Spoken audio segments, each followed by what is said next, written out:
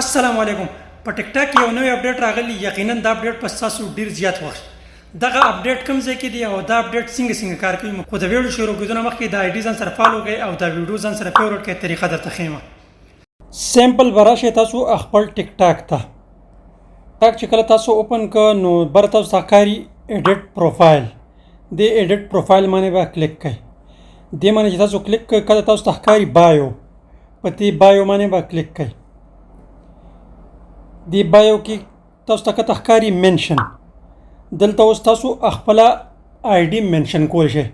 اوس مثال کې تاسو سره یو آی ډي هغه باندې تاسو 2 लाख 3 लाख فالوورز وي او تاسو یو نوی یو اس ای یا یو کې اکاونټ جوړ کړی وي نو هغه تاسو دغه 2-3 लाख آی ډي نه ډیر زیات په دې طریقې باندې ګرو کول شي.